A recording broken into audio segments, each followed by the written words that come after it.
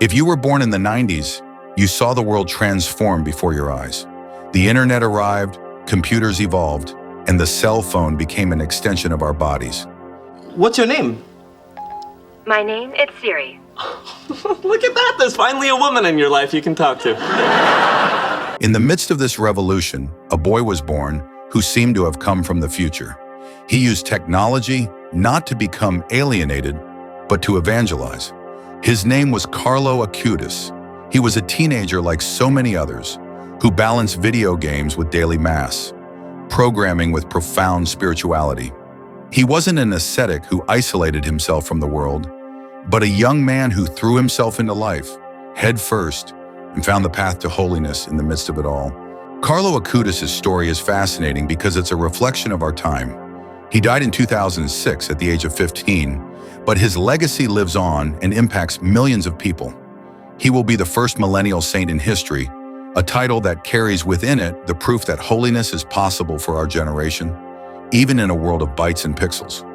Stay until the end to discover what Carlo's mother, a woman who called herself ignorant in faith, has to say about the life and death of her saintly son. Se puede comprender a Carlos si no comprendemos que él se sentía amado por Cristo. Born in London in 1991, Carlo Acutis spent most of his life in Milan, Italy. In the eyes of anyone, he was a perfectly normal boy. He was addicted to Mario Brothers, Pokemon, and Halo. He loved playing soccer, played the saxophone, and enjoyed making home videos with his dogs and cats. But underneath this facade of normality, there was a soul that sought the infinite. The most fascinating thing about his story is how Carlo's faith transformed his own family. His mother, Antonia Salzano, described herself as terribly ignorant about Catholicism. She herself said in a statement, "I only went to Mass for my first communion, confirmation, and wedding." Christianity was not an important part of their lives, but the young Carlo's thirst for God changed everything. At the age of 7, after his first Holy Communion, Carlo made a declaration that would define his short life. "My life plan is to be always united with Jesus." And he took it seriously, going to Mass every day and often having to convince his family to join him. Carlo's mother says he would say, "There are queues in front of a concert, in front of a soccer match, but I don't see these queues in front of the Blessed Sacrament." It was in his teens that Carlo's genius was fully revealed. At the age of 9, he was already studying computer engineering textbooks from a university in Milan. At 10, he was learning advanced programming languages. People who knew him called him a computer genius.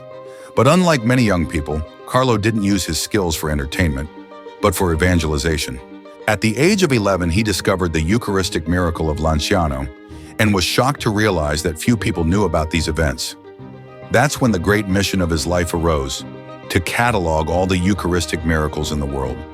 For 3 years, with the help of his parents for research, he developed the website miracolieucharistici.org. The website, created by a teenager, was an extremely sophisticated project with over 130 documented Eucharistic miracles, with maps,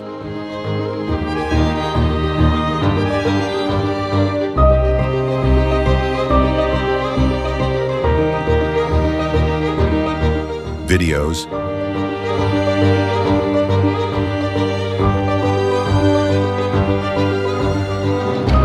and in many cases, scientific analysis. The site was translated into nearly 20 languages and became an official resource of the Catholic Church. The traveling exhibition based on his work has already traveled to more than 10,000 locations on 5 continents.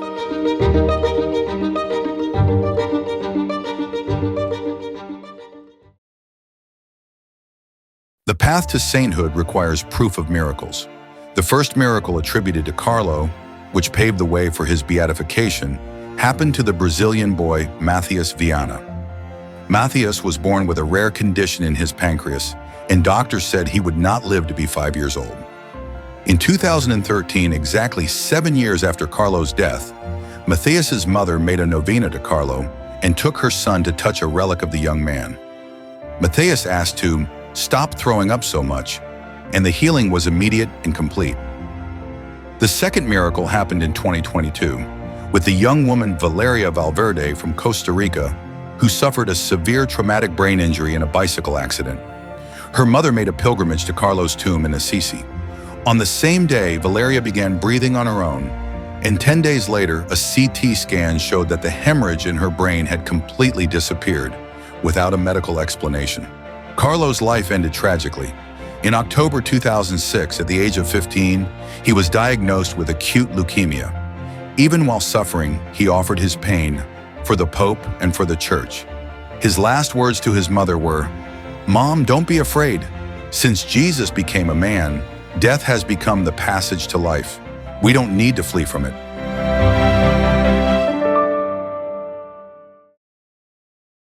Carlo Acutis will be canonized on September 7, 2025.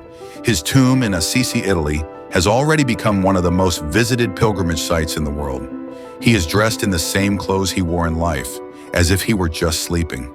Carlo's legacy is a powerful reminder that holiness is not for those who flee the world, but for those who engage with it with purpose. He showed us that the same internet that can spread hate can be a tool to share love and hope. As he himself said, all people are born as originals, but many die as photocopies. In Carlo Acutis, we find not only the first millennial saint, but perhaps the saint that our digital age needs most. He taught us to use the tools of our time in service of the infinite. The story of Carlo Acutis is an invitation to think about how we use technology. It's proof that holiness is possible anywhere, at any time, and in any generation. And you, how will you use technology to be an original? If you were inspired by Carlo's story, leave a like, subscribe to the channel, and share this video with someone who needs to hear this message. See you in the next video.